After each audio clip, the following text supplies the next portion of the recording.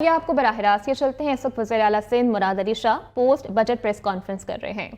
डाल दी है। फैसला सिंध काबीना ने ये किया कि जी हम नई स्कीम कोई भी नहीं डालेंगे बजट में, हम अपनी पुरानी स्कीमों को कंसोलिडेट करेंगे। हम ये जो 2024-25 वाला साल है इसको हम रखेंगे कि हम स्कीम्स कंप्लीट करें और इंशाल्लाह अगले साल से हम ग्रोथ की तरफ मज़ीद जाएंगे। इसका ये मतलब नहीं कि इस साल हम ग्रोथ पे नहीं जा रहे, और मैं आपको बताऊंगा वो कैसे।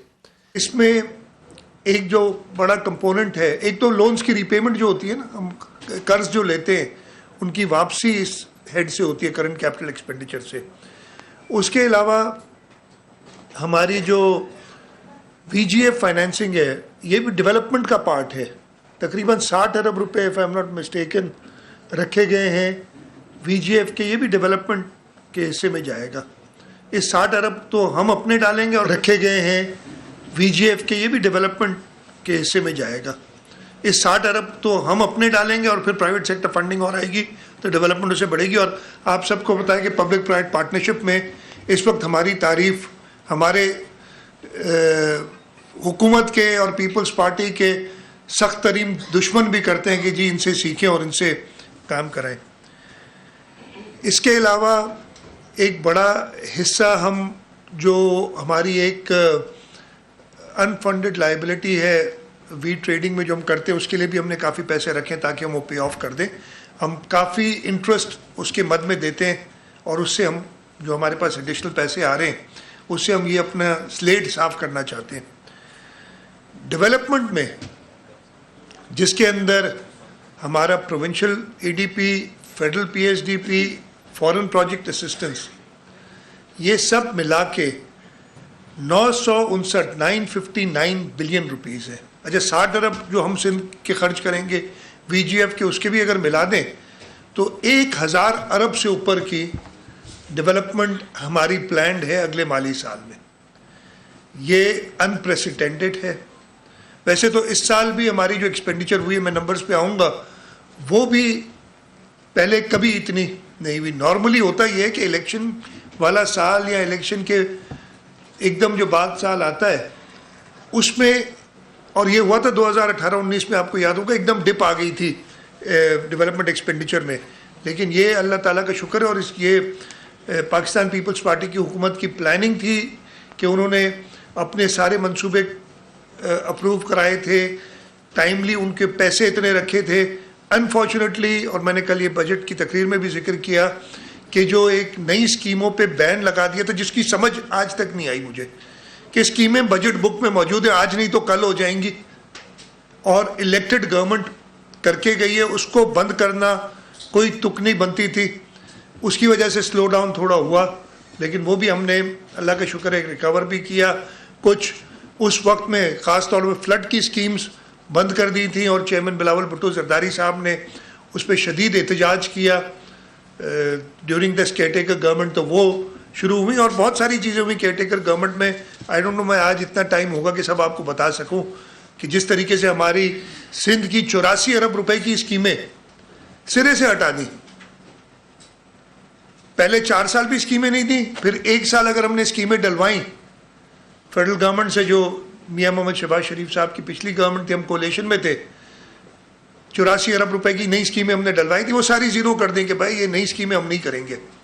और पहले 4 साल खूब उन्होंने, अच्छी बात है बाकी सूबों में डेवलपमेंट हो, लेकिन आपको सिंध को भी पाकिस्तान का हिस्सा समझते हुए वैसी डेवलपमेंट करनी चाहिए थी फेडरल गवर्नमेंट को, और केयरटेकर्स ने आके ये सब उड़ा दिया। तो ये तकरीबन 30% से ऊपर सबकी एक्सपेंडिचर है। मैं आपको ये बता दूं कि बजट की जो करंट एक्सपेंडिचर हमारा है उसमें 63% सैलरीज में जाता है। सॉरी, करंट एक्सपेंडिचर 63% है हमारा कैपिटल सैलरीज और ऑपरेटिंग एक्सपेंसेस में। पूरी बजट का 6% जो है वो करंट कैपिटल में है और 31% डेवलपमेंट में है। मैं ये भी क्लेम कर सकता हूँ, इस वक्त मैंने 2 और सूबों के बजट देखी हैं, बलूचिस्तान की भी रह गई है, हमारा जो डेवलपमेंट का बजट है परसेंटेज वाइज बाकी सब सूबों से ज़्यादा है। और ये उस वक्त है जब हम नई स्कीम्स डाल रहे हैं, हम कंसोलिडेट कर रहे हैं। हम बड़ा आसानी से कर सकते थे ना कि 500 नई स्कीमें डाल देते, उसकी 500 अरब रुपए की नई स्कीमें डाल के उसमें जो है 50 अरब रख देते और कहते थे कि हमने 500 अरब की नई स्कीमें डाल दी। हमने इसलिए कि ये हम ना पहली बार हुकूमत कर रहे हैं और ना आखिरी बार करने जा रहे हैं। इंशाल्लाह ताला पाकिस्तान पीपल्स पार्टी लॉन्ग टर्म सोचती है और ये लॉन्ग टर्म प्लानिंग हमारी उसके तहत हम कर रहे हैं।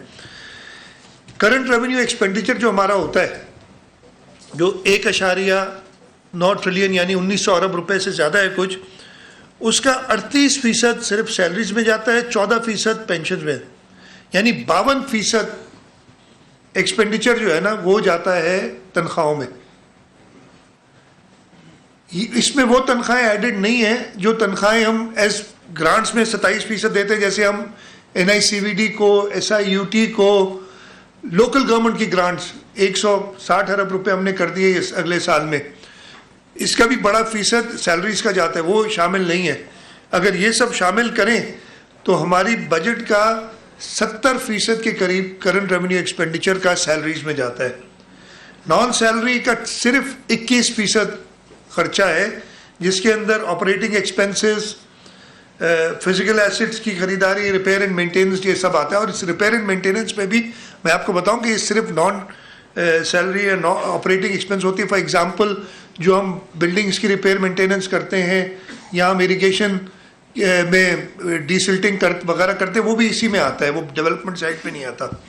तो ये अगर आप सारे ऐड करें तो इन टर्म्स ऑफ डेवलपमेंट हमारा 40% के करीब खर्चा होना चाहिए। मैं एक नंबर ऐसे ही बता रहा हूँ, एग्जैक्ट इसकी कैलकुलेट नहीं की।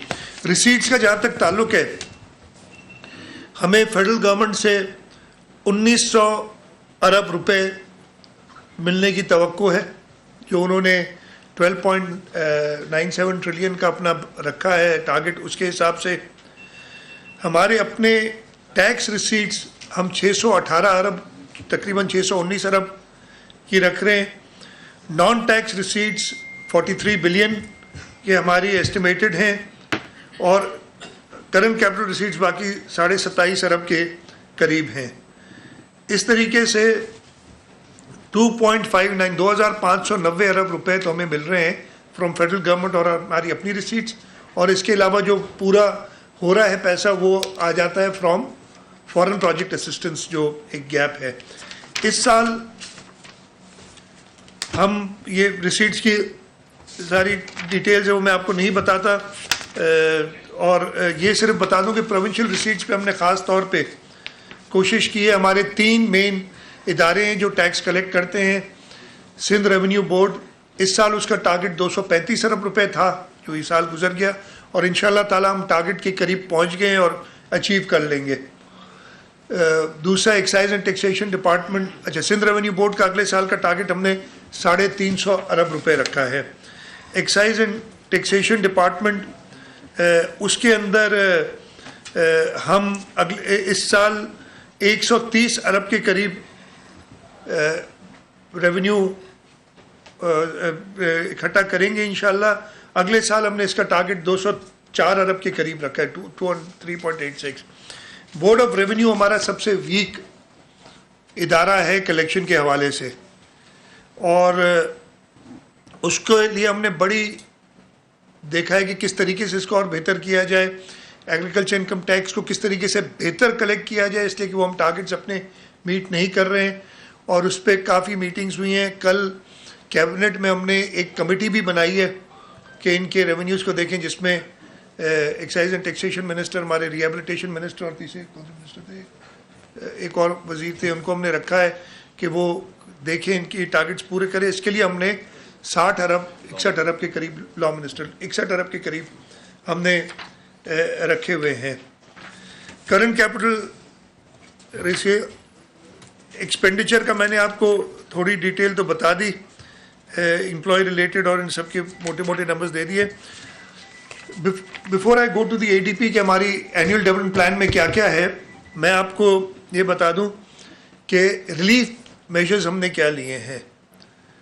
हमने सैलरी जो गवर्नमेंट एम्प्लॉयज़ की है उसको बढ़ाया है। हमने प्रपोज किया है कि कम से कम मिनिमम वेज जो है वो 37,000 रुपये होनी चाहिए। मैं खुद 37,000 से भी कंफर्टेबल नहीं हूँ, लेकिन आपको पता है कि इंडस्ट्री वाले फिर कहते हैं कि अगर आप इधर बढ़ा देते हैं तो हम नॉन कम्पिटिटिव हो जाते हैं। हमें अगर बाकी सूबों के मुकाबले में, तो वफाक और पंजाब ने जब 37,000 की, KPK ने शायद 36 की थी, मुझे याद नहीं शायद, तो हमने 37,000 रखी है। तो ये ज़रूरी था कि सबसे पहले तो हम अपने एम्प्लॉयज़ की 37,000 करें। इस वजह से हमने ग्रेड 1 to 6 की सैलरी एक तो 30% बढ़ाई है। 30% बढ़ाने के बाद भी अगर आज मैं ग्रेड 1 से लेके ग्रेड 6 में नौकरी करता हूँ सिंध हुकूमत में, तो मेरी सैलरी 32,000 और 36,000 के दरमियान कहीं होगी, एंट्री लेवल। तो हमने एक पर्सनल पे के हवाले से वो सारे एम्प्लॉयज़ जिनकी 37,000 से कम सैलरी होगी उसको हम 37,000 तक करेंगे। ग्रेड 7 से ये प्रॉब्लम नहीं है, 37 से ऊपर है। तो 30% सैलरी इंक्रीज़ है ग्रेड 1 to 6 प्लस पर्सनल पे कि उनकी मिनिमम सैलरी 37,000 रुपये हो जाए। सेकेंडली ग्रेड जो 6 से 16 तक हैं उनकी सैलरीज हमने 25% बढ़ाई हैं, और 17 से लेके 22 ग्रेड वालों की हमने सैलरीज 22% बढ़ाई हैं। हमने एट पार रखा है फेडरल गवर्नमेंट के कि हमारा एम्प्लॉई किसी तरीके से डिसएडवांटेज ना हो। मेरा ख्याल है डिसएडवांटेज में कुछ बेहतर ही होगा, लेकिन मैं उसमें फिर नहीं जाता, इसलिए कि पास्ट में हम सैलरी इंक्रीजेज हमारी ज़्यादा रही हैं वफाक और दूसरे सूबों से। ये रिलीफ मेजर है। मैंने 37,000 रुपये बताया कि हम मिनिमम वेज के लिए जो होता है मिनिमम वेज बोर्ड है जिसमें सरकार, एम्प्लॉयर्स और एम्प्लॉयज़ तीनों के नुमाइंदे होते हैं, उनमें कोशिश करेंगे हो जाए। हमारे पुअर इनिशिएटिव्स जो हैं वो तकरीबन 35 अरब रुपए की डिटेल्स बताऊंगा। हाउसिंग स्कीम पे हम 25, जो हमारा Sindh peoples housing for flood affectees है, 25 अरब रुपए उसमें रख रहे हैं। 116 अरब की डिफरेंट सब्सिडीज़ हैं। न्यू इनिशिएटिव्स, ये सब्सिडीज़ की डिटेल में बताऊं, हारी कार्ड जो चेयरमैन बिलावल भुट्टो जरदारी साहब ने अपने मंशूर में कहा था और अपनी तकारीर में अपना एजेंडा देते हुए कहा था, वो हारी कार्ड के लिए 8 अरब रुपए रखे हैं। हमने मजदूर कार्ड के लिए अपार्ट फ्रॉम जो उनको वर्कर्स वेलफेयर बोर्ड से पैसे मिलते हैं 5 अरब रुपए सिंध हुकूमत की तरफ से एडिशनल रखे हैं।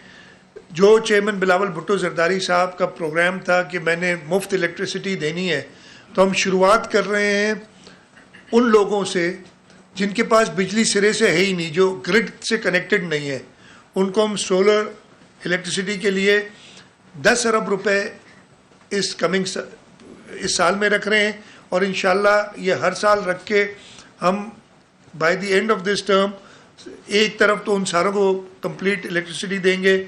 दूसरा चेयरमैन साहब का एक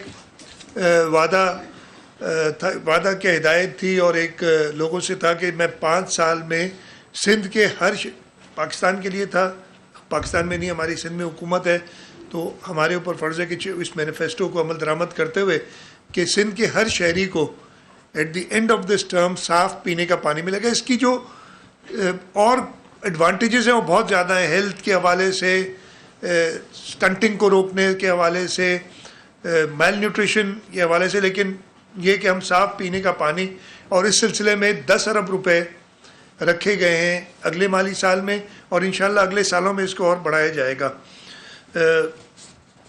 मज़दूर कार्ड के मैंने बताया, ठीक है। और हमने कुछ लिए इनिशिएटिव्स। हमने पुलिस के थानों की बजट डायरेक्टली 485 थानों में, इसलिए प्रॉब्लम ये होता था कि थानों तक बजट पहुंचता नहीं था, तो 485 थानों को हमने कवर किया है, वहाँ तक जाएंगे।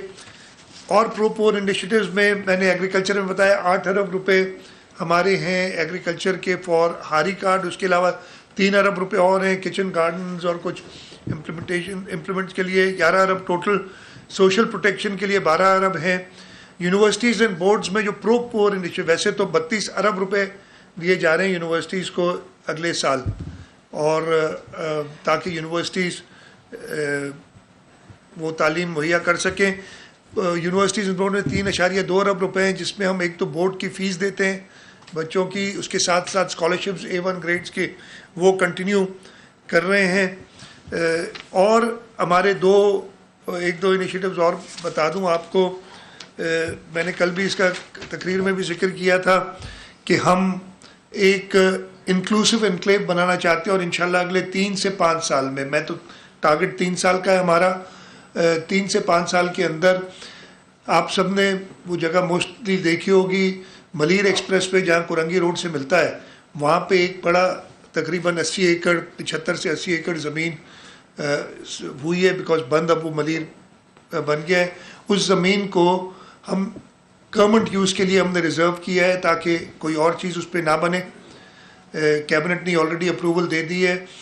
उधर हम एक inclusive enclave for differently abled persons के लिए बनाना चाहते हैं, जिसमें बच्चों के लिए जो भी होती हैं ऐसी डिसेबिलिटीज़, ऑटिज़म हो गया या डाउन सिंड्रोम हो गया, सेरेब्रल पाल्सी हो गई, इनके लिए अलग अलग school specifically meant for this children. अच्छे बड़े, मतलब मैं कह रहा हूँ कि 10 से 15-20 एकड़ का एक एक होगा। एक हमारा सिंध इंस्टीट्यूट ऑफ फिजिकल, SNIPR, मैं हमेशा नाम भूल जाता हूँ, वो है सिविल अस्पताल से शुरू हुआ था, उसको हमने बाय एन एक्ट बना दिया है और अब वो कराची, हैदराबाद और सक्खर में ऑलरेडी काम कर रहा है। उसके लिए एक जगह है ताकि वो डिसेबिलिटीज़ के लिए वो लिम्स वगैरह बनाते हैं, वो उनको जगह देंगे। एक hospital for differently abled persons अलग से बनेगी और एक बड़ा पार्क बनेगा इनके लिए, इसलिए कि मैंने खुद देखा है कि अच्छी अच्छी जगहों पे इन बच्चों को और इन डिफरेंटली एबल्ड पर्सन्स को लोग आने नहीं देते, तो ये उन्हीं के लिए रिजर्व होगा। तो ये स्कीम के लिए 5 अरब रुपए हमने रखे हैं अगले साल। इसको हम एक करेंगे, स्पेशल पर्पस कंपनी बनाएंगे सेक्शन 42, जिसमें प्राइवेट सेक्टर में ऐसे अफराद जिनकी इंटेग्रिटी सब पे, मतलब ऐसे लोग इंशाल्लाह ताला लेंगे जिस पे कोई उंगली नहीं उठा सकेगा कि इस शख्स को आपने क्यों लिया इस कंपनी में। उनके ज़रिए एग्जीक्यूट भी कराएंगे और बाद में मैनेज भी कराएंगे वही लोग आगे।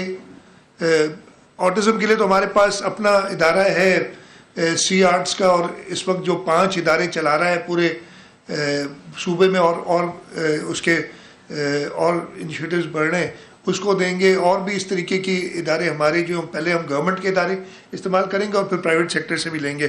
तो ये एक हमारा बहुत बड़ा इनिशिएटिव है। मैं आ जाता हूँ एनुअल डेवलपमेंट प्रोग्राम पे। हमारे जैसे मैंने बताया कि 1000 अरब से ज़्यादा का टोटल प्रोग्राम है, जिसमें 959 बिलियन तो ADP के अंदर है, बाकी मैंने बताया VGF के पैसे हैं जो दिए जाएंगे। इसको हम जो है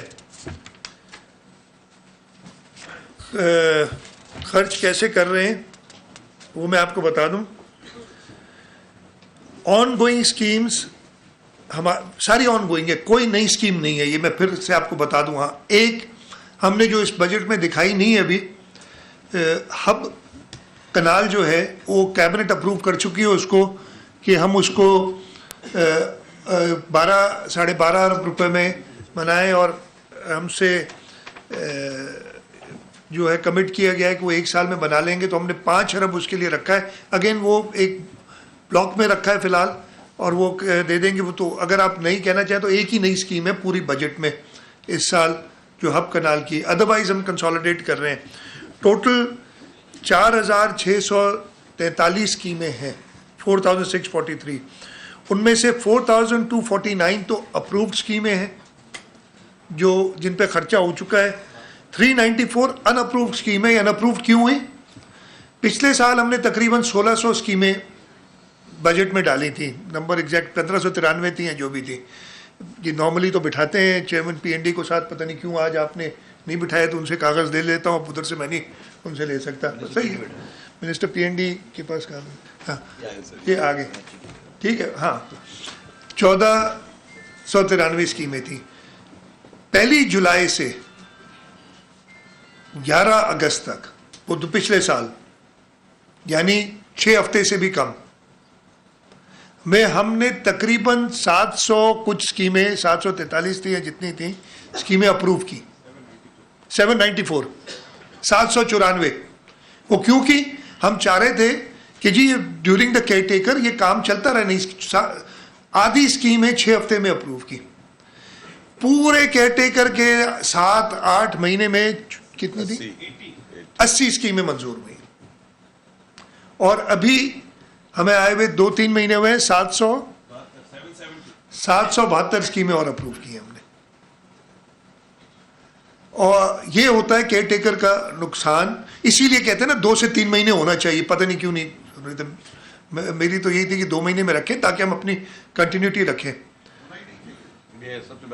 चले होना ही नहीं चाहिए, ये भी है, लेकिन चले ठीक है। तो ये नुकसान मैं आपको बता रहा हूं, पूरा स्लो डाउन हो गया स्कीम्स की अप्रूवल का। ऊपर से इलेक्शन कमीशन कहती है कि सब बंद कर दो, टेंडर नहीं हुआ तो भाई टेंडर से हमारा क्या ताल्लुक है? ये तो सरकार का काम है, चलते रहेंगे। और उनको डर क्या था कि पीपल्स पार्टी की हुकूमत काम करके चली गई है और ये काम कंटिन्यू हुआ तो वोट ले ली। वो वोट तो वैसे ही लोगों ने हमें दिए भाई, इसलिए उन्हें पता है कोई और जमात इधर काम नहीं करने के मूड में है, सिर्फ पीपल्स पार्टी काम से अपने वोट ले रही है। खैर वो फिर एक सियासी बहस किसी और दिन आपसे करेंगे। तो ये मसला हुआ। तो अब इसके बावजूद 394 स्कीम्स अनअप्रूव्ड रह गई हैं हमारे पास, लेकिन हमने उनको निकाला नहीं, उसको रखा है बजट में। और ये इंशाल्लाह ताला टारगेट होगा। वैसे पीएनडी को नई स्कीम तो कोई नहीं है, लेकिन काम बहुत ज़्यादा, मैं आपको बताता हूँ क्यों। मिनिस्टर साहब बैठे हैं, ये 394 स्कीम तो ये निकाल देंगे 1-1.5 महीने में इंशाल्लाह। हमने जो महंगाई हुई है उसकी वजह से जो कॉम्पोजिट शेड्यूल ऑफ रेट्स है उसको रिवाइज़ किया है, और ये तकरीबन 12 साल बाद रिवाइज़ किया है हमने। उस रिवीजन की वजह से कीमतें बढ़ गई, तो जो स्कीमें अभी टेंडर नहीं हुई, जो अप्रूव नहीं हुई, उनकी कीमत बढ़ जाएगी।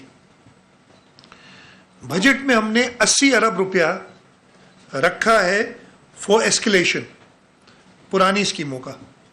तो काफ़ी स्कीमें, नंबर मुझे नहीं पता, ये पीएनडी वाले ज़्यादा है। ये पुरानी स्कीमें जो हैं, जो ये आएंगी रिवीजन में, उनको पीएनडी को बहुत तेज़ी से काम करना पड़ेगा, ताकि वो जब तक अप्रूव नहीं होंगी तब तक उस पर फंड्स रिलीज़ नहीं हो सकते।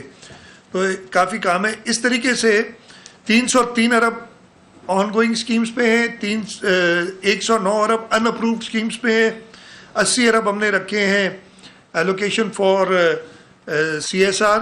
इस तरीके से टोटल 493 अरब रुपए एक आते हैं। 55 अरब रुपए हमने डिस्ट्रिक्ट डेवलपमेंट में रखे हैं।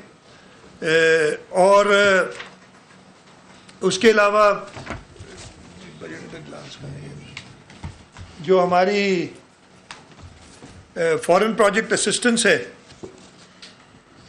वो तकरीबन 334 अरब रुपए, इस साल हम 214 अरब रुपए खर्च करने में कामयाब हो जाएंगे इंशाल्लाह। अगले साल 334 अरब रुपए रखा है। 76.9 बिलियन फेडरल गवर्नमेंट से फॉरेन जो है हमारी फेडरल ग्रांट्स की सूरत में फॉर डेवलपमेंट आएगा, उसकी डिटेल में आपको अभी बताता हूँ। टोटल 959 बिलियन है। बड़े जो हैं हमारी प्रोजेक्ट्स या एलोकेशंस, वो मैं आपको बताता हूँ। अच्छा, ये मैं आपको बता दूँ कि हमारी सबसे ज़्यादा एलोकेशन डेवलपमेंट नॉन डेवलपमेंट मिला के एजुकेशन में है 494 अरब रुपए। उसके बाद हेल्थ में है, तीसरे नंबर पे लोकल गवर्नमेंट आती है, और चौथे नंबर पे लॉ एंड ऑर्डर। तो ये हमारी जो ओवरऑल अगर आप देखना चाहें तो ये डिस्ट्रीब्यूशन है जो हमारी मेजर एलोकेशंस हैं अगले साल की। इरिगेशन में 4.2 बिलियन है, कल्चर टूरिज्म में 3 बिलियन है, मैं बड़ी बता रहा हूँ। एजुकेशन में 32 अरब रुपए है फॉर डेवलपमेंट। एनर्जी में 3 अरब प्लस वो जो सोलर का प्रोजेक्ट है वो भी एनर्जी में आएगा, 10 अरब ऐड होंगे। मैं डेवलपमेंट की बात बता रहा हूँ सिर्फ।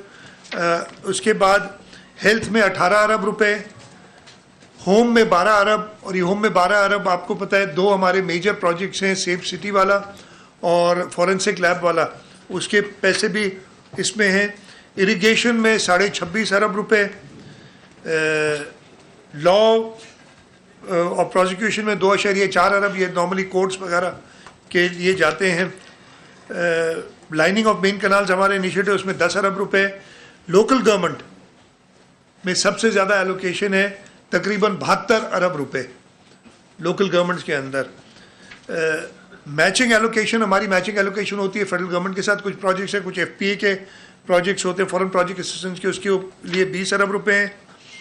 15 अरब रुपए हमने रखे हैं न्यू डेवलपमेंट इनिशिएटिव्स में। फिर 12 अरब का एक ब्लॉक रखा है rehabilitation reconstruction of flood damage infrastructure, इसलिए कि कुछ ऐसे इंफ्रास्ट्रक्चर हैं जो अभी रिसेंटली आपने देखा होगा कि वारा का एक एक्वाडक्ट की इसके फ्लड्स के बाद अचानक कोलैप्स हुआ और उसको हमने हफ्ते में वापस तैयार किया। तो कभी कभी ऐसी इमर्जेंट, बिकॉज ये फ्लड्स के आफ्टर इफेक्ट्स अभी तक हैं हमारे पास। पब्लिक हेल्थ में हमने 21.2 बिलियन रखे हैं, 21.2 अरब प्लस 10 अरब जो हम रखेंगे वाटर के ब्लॉक के अंदर, तो ये 31.2 अरब रुपए हो जाएंगे पब्लिक हेल्थ में। हमारी जो हाउसिंग स्कीम है 25 अरब हमने इस साल खर्च किए हैं, 25 अरब अगले साल के लिए रखे हैं।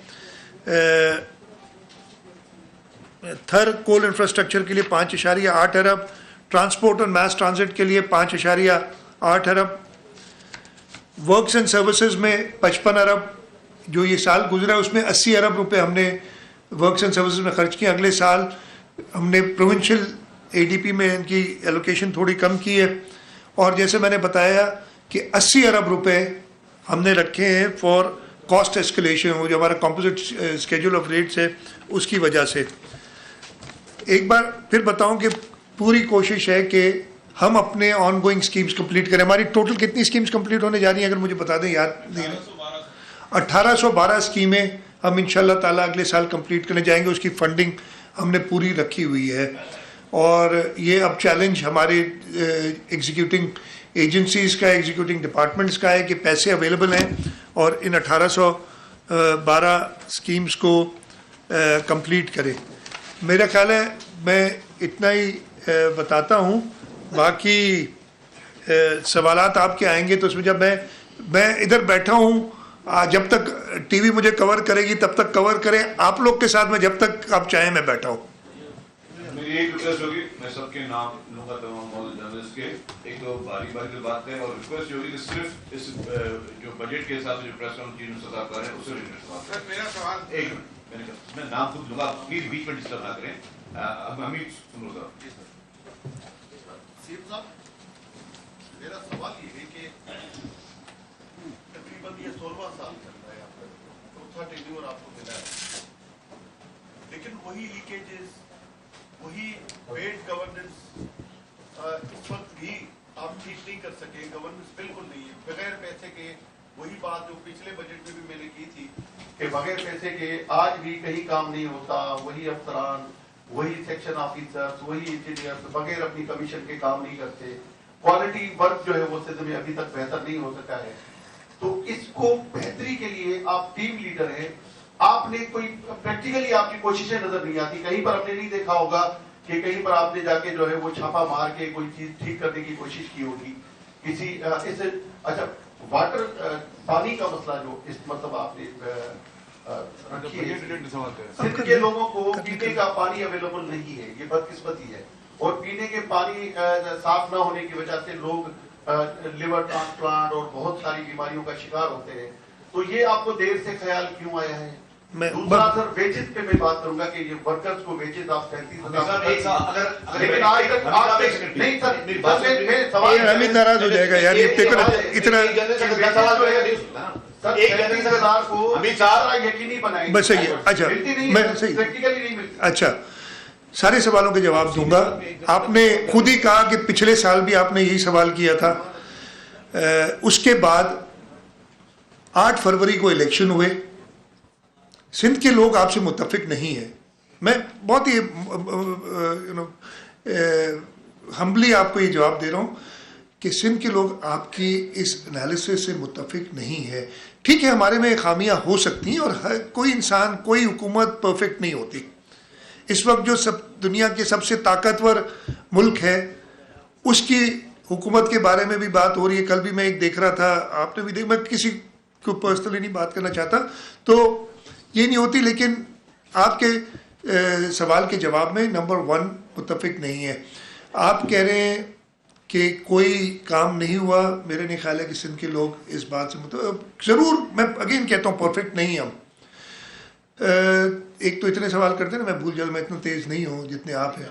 पानी का आपने बताया, चले देर से रियलाइज़ नहीं किया, हमारी अपनी जो प्रायोरिटीज़ थी, आपको शायद याद नहीं रहा कि 2019 के आखिर में और फिर 2020 में एक कोविड आया था, आप भी उसमें बीमार हुए थे, आपको ये शायद याद नहीं रहा। 117 अरब फिर हमारा 2020 में फ्लड आया था, शायद आपको ये भी याद नहीं रहा, याद आ गया ना।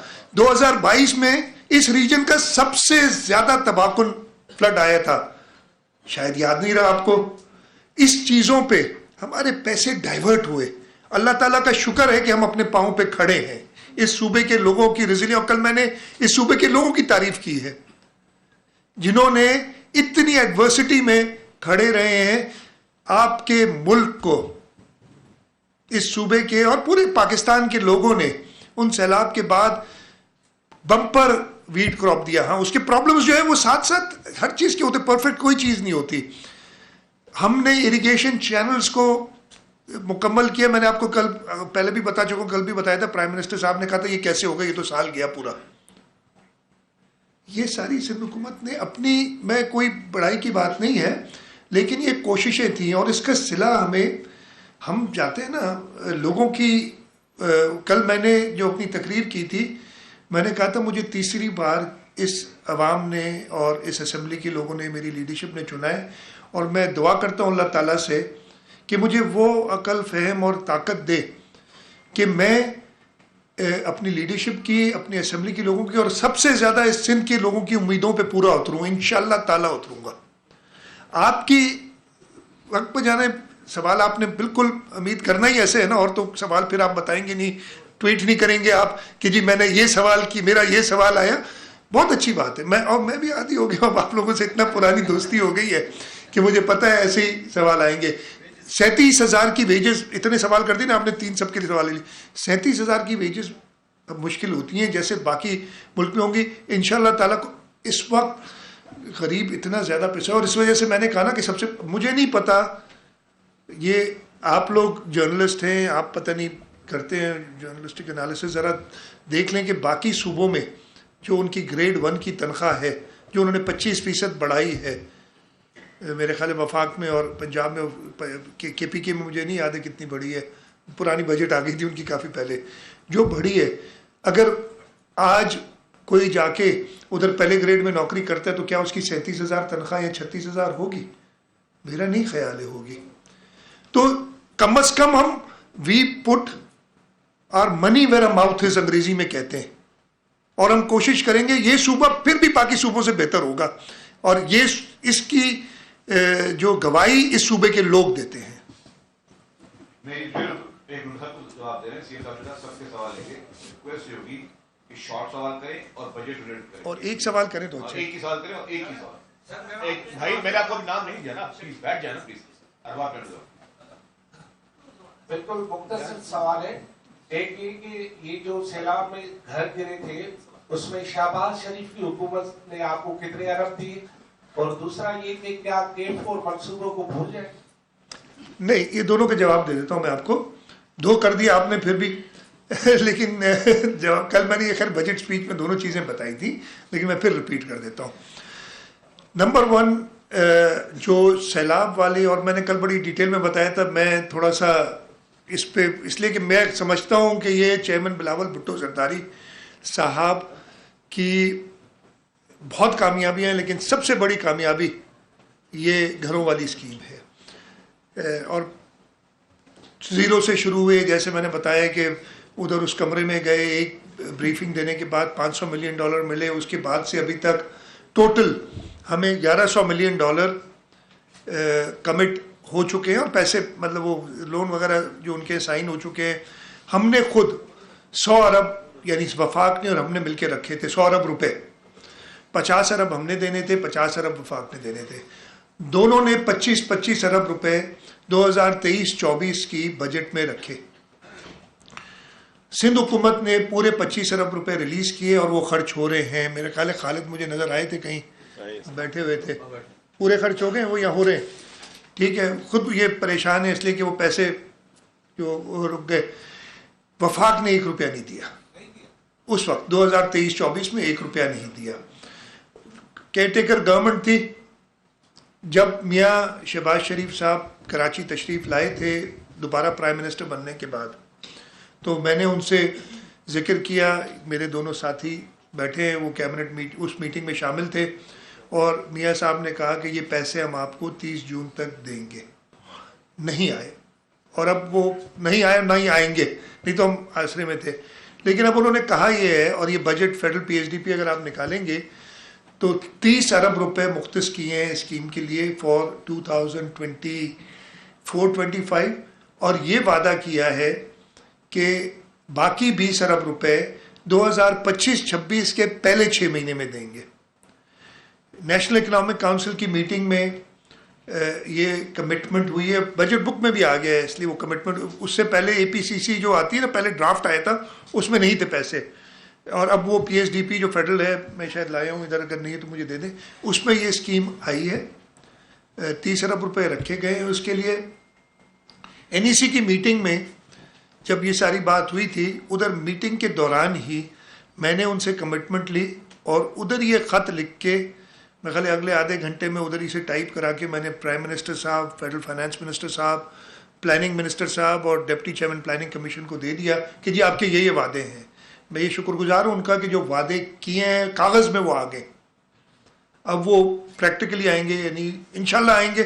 कल मेरी चेयरमैन बिलावल भुट्टो जरदारी साहब से बजट के बाद मुलाकात हुई, तो मैंने यही खदशा इजहार किया, तो उन्होंने मुझे हंस के कहा कि आएंगे, बिल्कुल आएंगे। अब मैं और जो कहूँ नहीं बता सकता। ठीक है, तो उन्हीं की कोशिशें हैं जिनकी वजह से ये जो प्रेशर डेवलप हुआ है। प्रेशर और वजह से नहीं, हमारे हक के लिए डेवलप हुआ है। K4 25 अरब रुपए रखे गए हैं फेडरल गवर्नमेंट में अगले साल इस प्रोजेक्ट के लिए, तो पैसे हैं 25 अरब रुपए।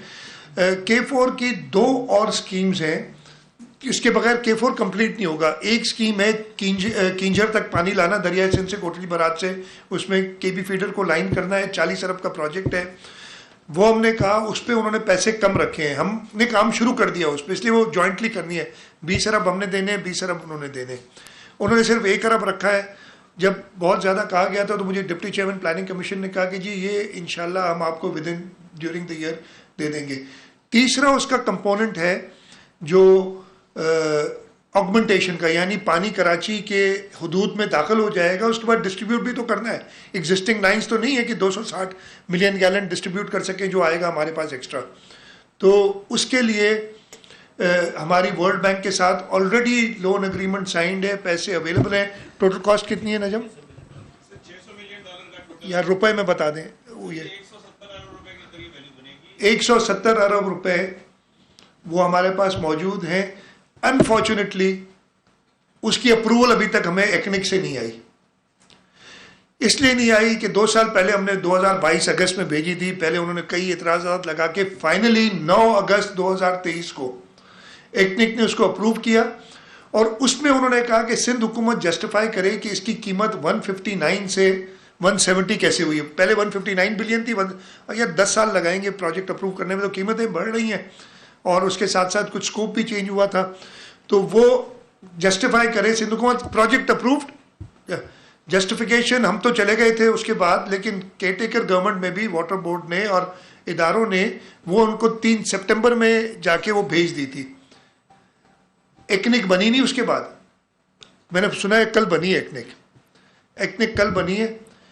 प्राइम मिनिस्टर साहब को मैंने मीटिंग में कहा कि जी NEC national economic council supra body है, एक्निक उसकी एक subordinate body, executive committee of national economic council, तो आप अप्रूवल दें। बड़ा प्रेशर डाला, तो वो उन्होंने मुझे वादा किया कि 1 हफ्ते में मैं अप्रूव करा दूंगा इसको। तो अभी 1 हफ्ता हुआ नहीं है। मैं आज मुझे उम्मीद है कि प्राइम मिनिस्टर तक आप ये बात मेरी मीडिया के जरिए पहुंचाएंगे। वैसे तो उनका वादा 21 मई का था पहले कि मैं अप्रूव कर दूंगा, जब कराची वो आए थे। खैर वो 21 में गुजर गई। अब वादा उनका ये कब हुई है? वैसे 1 हफ्ता गुजर गया है, वो चाहे नहीं 10 को हुई है मेरे ख्याल है ना, 10 को हुई है जो NEC की मीटिंग 10 को हुई थी ना, 10 को ये आज है 15 तारीख, 2 दिन और हैं। मैं रिक्वेस्ट करूंगा मीडिया वाले ये हाईलाइट करें कि 17 तारीख तक प्राइम मिनिस्टर साहब का वायदा है कि एक्निक से इस कुछ भी नहीं है, फॉर्मेलिटी है, सिर्फ फॉर्मेलिटी है कि ये कंप्लीट करना है। अगर ये नहीं और मैंने यही बताया कि आप एक पोर्शन कंप्लीट भी कर लें, जब A, B, C 3 कंपोनेंट्स है, अगर A और C नहीं होगा तो पानी लोगों को नहीं मिलेगा। और ये हुकूमत सिंध खर्चा कर रही है 170 अरब रुपए लोन लेके। तो ये K4 की कहानी है। दो चांडो साहब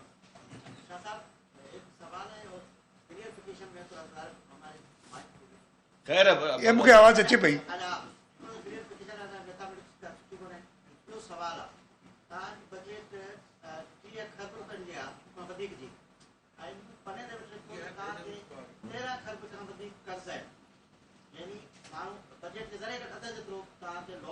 खड़ा हो जाए